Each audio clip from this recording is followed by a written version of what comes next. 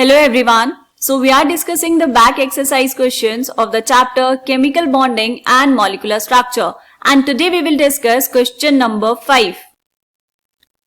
So here the question is define octet rule, write its significance and limitations. आपको बताना है बेटा what is octet rule, उसको define करना है ऑक्टेट रूल को एंड फिर बताने हैं उसके सिग्निफिकेंस एंड लिमिटेशंस. ओके, तो सबसे पहले बात ये बेटा कि ऑक्टेट रूल होता क्या है ये हमें पता है बहुत अच्छे से, हमने पहले पिछली क्लासेस में भी पढ़ा है.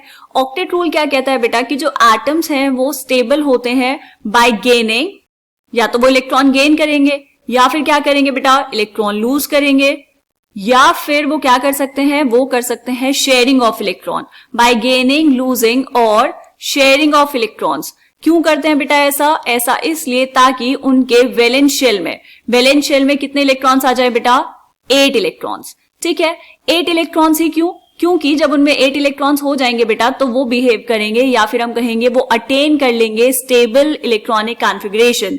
कैसी इलेक्ट्रॉनिक कॉन्फ़िगरेशन? जैसी नोबल गैसेस की होती है. ठीक है, इसको अभी हम अच्छे से लिखेंगे यहां पर, चलिए देख लेंगे साथ साथ.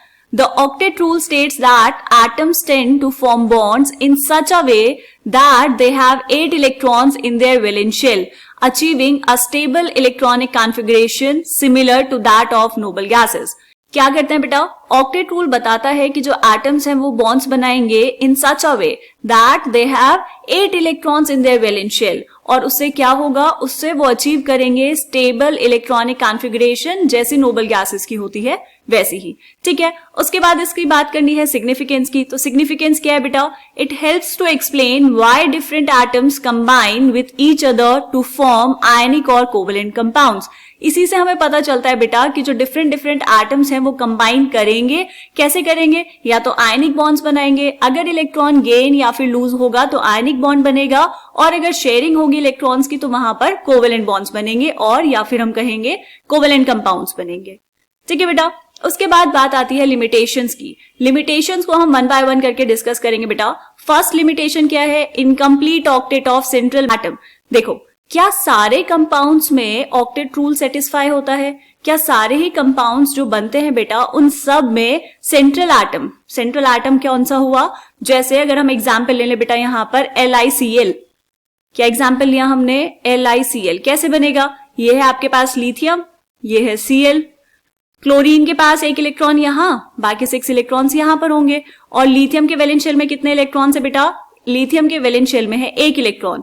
तो यहां पर इसने क्या बनाया? एक बॉन्ड बना लिया. क्या हम यहां पर कह सकते हैं कि लिथियम का ऑक्टेट कंप्लीट है? बिल्कुल नहीं, क्योंकि लिथियम के पास तो 2 इलेक्ट्रॉन्स हैं. क्लोरीन का ऑक्टेट कंप्लीट हो गया है. तो अब यहां पर बेटा ये तो ऑक्टेट रूल को फॉलो नहीं करता, लेकिन फिर भी ये जो कंपाउंड है ये स्टेबल है. LiCl एक स्टेबल कंपाउंड है बेटा.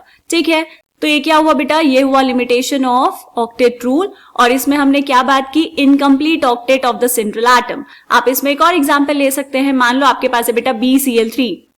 बोरॉन का एटॉमिक नंबर कितना? 5. इसके वैलेंस शेल में इलेक्ट्रॉन्स कितने होंगे बेटा? इसके वैलेंस शेल में होंगे 3 इलेक्ट्रॉन्स. तो ये बोरॉन, और यहां पर हमने बनाए 3 valence electrons. Lewis dot structures and Lewis symbols बनाना हम सीख चुके हैं, तो वही मैं यहां पर ड्रॉ कर रही हूं.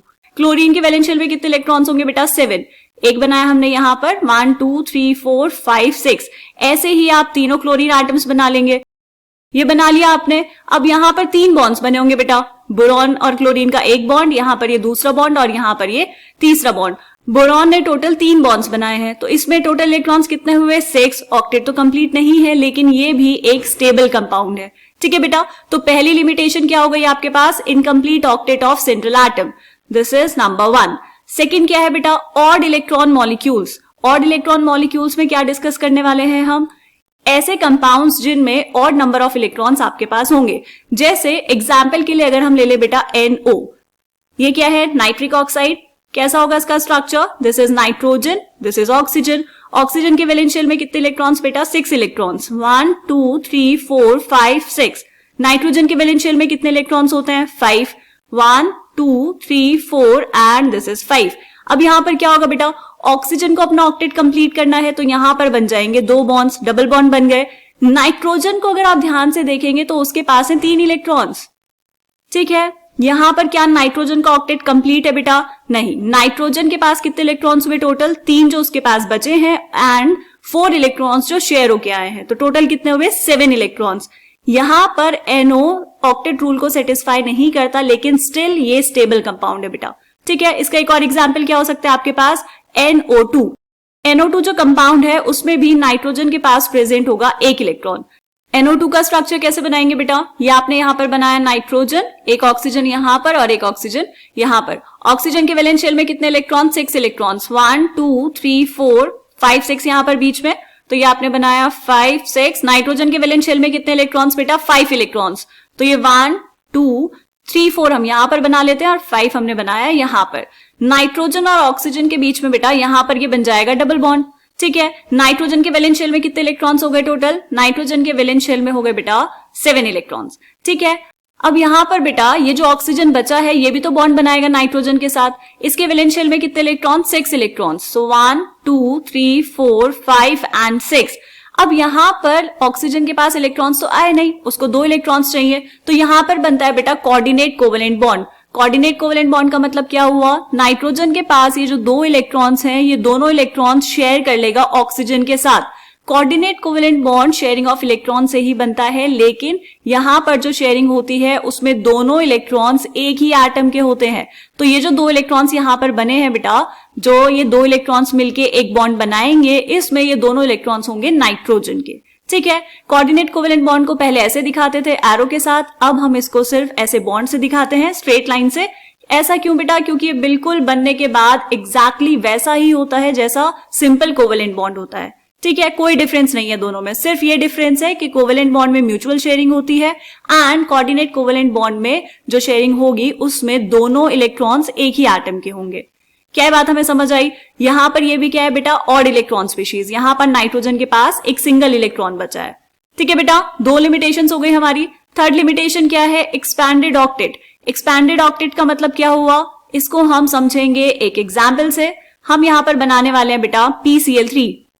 PCl3 कैसे बनाएंगे, फास्फोरस के वैलेंस शेल में होते हैं बेटा 5 इलेक्ट्रॉन्स, 3 क्लोरीन एटम्स हैं, तो ये 1 ये 2 और ये 3। फास्फोरस तीनों के साथ एक एक बॉन्ड बना लेगा, तो क्लोरीन का जो ऑक्टेट है बेटा वो तो हो गया कंप्लीट, है ना। 7 इलेक्ट्रॉन्स उसके पास थे, 1 इलेक्ट्रॉन उसने शेयर कर लिया और ऑक्टेट कंप्लीट हो गया, और 2 इलेक्ट्रॉन्स यहां पर रह गए फास्फोरस के पास। तो क्या इसका ऑक्टेट कंप्लीट है बेटा, 3 बॉन्ड्स बने हैं, एक बॉन्ड में 2 इलेक्ट्रॉन्स, तो 6 इलेक्ट्रॉन्स बॉन्ड में हो गए और 2 इलेक्ट्रॉन्स फास्फोरस के पास, राइट। ये ऑक्टेट रूल को फॉलो करता है, सेटिस्फाई करता है। अगर हमें बनाना हो PCl5, PCl5 कैसे बनेगा बेटा, ये फास्फोरस और अब यहां पर होंगे कितने Cl, 5 Cl मॉलिक्यूल्स, तो एक Cl यहां पर, एक यहां बनाया हमने, एक यहां पे और ये 2 यहां पे बनाए। ठीक है, अब क्या होगा, फास्फोरस के वैलेंस शेल में 5 इलेक्ट्रॉन्स हैं, तो पांचों क्लोरीन के साथ ये एक एक बॉन्ड बना लेगा। अब काउंट करो फास्फोरस के अराउंड इलेक्ट्रॉन्स कितने आएंगे बेटा, 5 बॉन्ड्स बने हैं तो टोटल इलेक्ट्रॉन्स हो जाएंगे 10, तो ऑक्टेट से तो ज्यादा हो गए, है ना। ऑक्टेट के अकॉर्डिंग तो यहां पर 8 इलेक्ट्रॉन्स होने चाहिए, इसमें 10 इलेक्ट्रॉन्स होते हैं बेटा, लेकिन स्टिल ये जो कंपाउंड है ये एग्जिस्ट करता है और स्टेबल भी होता है। ऐसा क्यों, यहां पे ऐसा इसलिए बेटा क्योंकि फास्फोरस के पास 3d ऑर्बिटल्स भी अवेलेबल हैं। 3d ऑर्बिटल्स अवेलेबल होंगे बॉन्डिंग के लिए, तो यहां पर जो ऑक्टेट है वो एक्सपैंड हो जाएगा। ऐसे कंपाउंड्स के लिए हम लिखते हैं एक्सपैंडेड ऑक्टेट। ठीक है, इनमें more than 8 valence electrons present होंगे अराउंड द सेंट्रल एटम। क्या बात समझ आई। तो ऐसे कंपाउंड्स में ऑक्टेट रूल ऑब्वियसली अप्लाई नहीं होगा। इसके और एग्जांपल्स क्या हो सकते हैं बेटा, इसका एग्जांपल हो सकता है SF6। SF6 में क्या होगा, सल्फर के वैलेंस शेल में होते हैं 6 इलेक्ट्रॉन्स, तो यहां पर ये क्या करेगा, 6 फ्लोरीन एटम से एक एक बॉन्ड बना लेगा। तो टोटल इलेक्ट्रॉन्स कितने होंगे बेटा around the central atom, 6 bonds बने हैं तो इसके अराउंड टोटल हो गए 12 इलेक्ट्रॉन्स। ये भी होगा एक्सपैंडेड ऑक्टेट। क्या इतनी बात हमें समझ आई। ये हमने चेक की बेटा 3 लिमिटेशंस। फोर्थ लिमिटेशन क्या है, फोर्थ लिमिटेशन है octet rule does not account for the shape of molecules. Octet rule ने शेप के बारे में कोई बात नहीं की मॉलिक्यूल के, उसकी शेप कैसी होगी उसके बारे में कोई जिक्र नहीं किया गया, राइट। फिफ्थ क्या है आपके पास बेटा, फिफ्थ लिमिटेशन है octet rule does not explain the relative stability of molecules. Energy के बारे में कोई बात नहीं की गई। कोई मॉलिक्यूल अगर बना है तो उसकी कुछ ना कुछ एनर्जी होगी, अगर उसकी एनर्जी कम होगी तो वो स्टेबल होगा, रिलेटिवली ज्यादा होगी तो वो क्या होगा बेटा, अनस्टेबल होगा। ठीक है, तो ये था आपके पास ऑक्टेट रूल। इसको हमने पूरा अच्छे से डिस्कस कर लिया है, इसके सिग्निफिकेंस की बात कर ली और यहां पर हमने सारी डिस्कस की हैं इसकी लिमिटेशंस। ये आपकी एनसीईआरटी बुक में बहुत अच्छे से दिया हुआ है बेटा। लिमिटेशंस ऑफ ऑक्टेट रूल को अच्छे से पढ़ लेंगे, एक बार रिवाइज कर लेंगे। हम मिलेंगे नेक्स्ट क्वेश्चन में, तब तक के लिए बाय बाय।